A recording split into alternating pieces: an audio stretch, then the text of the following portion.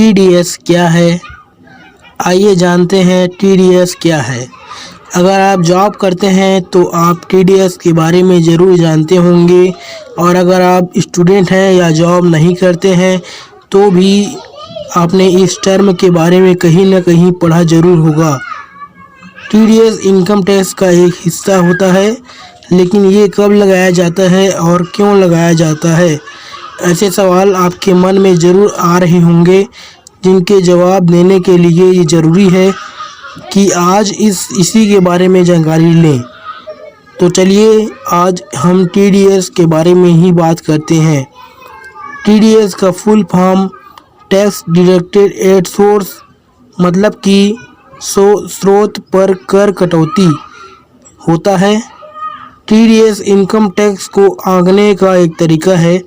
अगर TDS income tax से ज़्यादा होता है तो रिफ़ंड क्लेम किया जाता है, और अगर टीडीएस कम होता है तो एडवांस टैक्स या सेल्फ असेसमेंट टैक्स जमा करना होता है। टीडीएस का मकसद क्या है?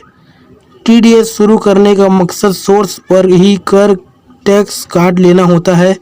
इसे इस तरह समझ सकते हैं, जब किसी व्यक्ति को कोई आय होती है तो उस आय से टैक्स काट कर उस व्यक्ति को बाकी धनराशि दी जाती है, तो टैक्स के रूप में काटी गई रकम टीडीएस कहलाती है।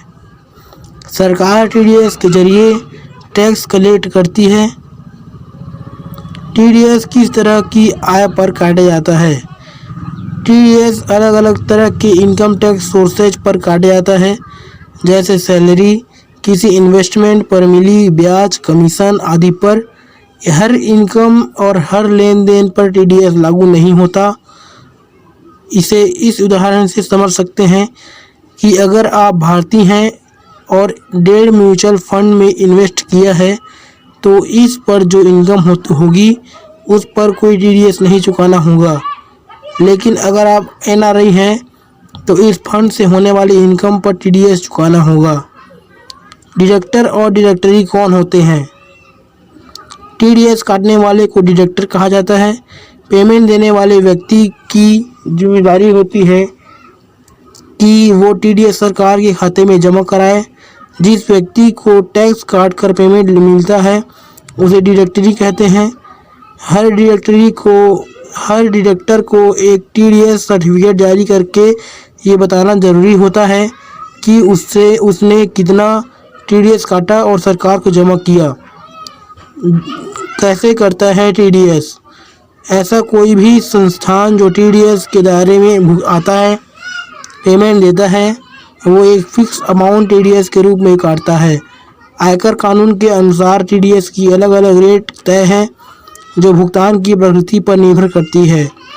जिस व्यक्ति को टैक्स काट कर पेमेंट दिया जाता है उसे टीडीएस कहते हैं। सर्टिफिकेट जरूर लेना चाहिए।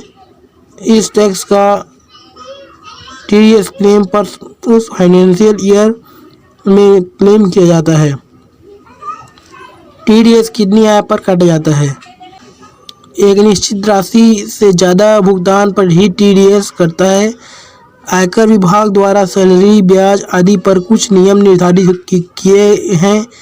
उदाहरण के तौर पर अगर एक साल में एफडी से 10,000 रुपये से कम ब्याज मिलता है तो उस पर टीडीएस नहीं चुकाना पड़ेगा। टीडीएस से कैसे बचा जा सकता है? अगर आप फाइनेंशियल ईयर में किसी व्यक्ति की इनकम टैक्स छूट की सीमा से नीचे हैं तो व्यक्ति को अपने नियोक्ता से टीडीएस फॉर्म 50G/50H भर के टीडीएस नहीं काटने के लिए कह सकता है। आज हमने टीडीएस के बारे में जितनी बात की है उससे आपके लिए टीडीएस को समझना आसान हो गया होगा। उम्मीद है कि टीडीएस से जुड़ी जानकारी आपको पसंद आने के साथ साथ आपके लिए उपयोगी भी साबित होगी। धन्यवाद।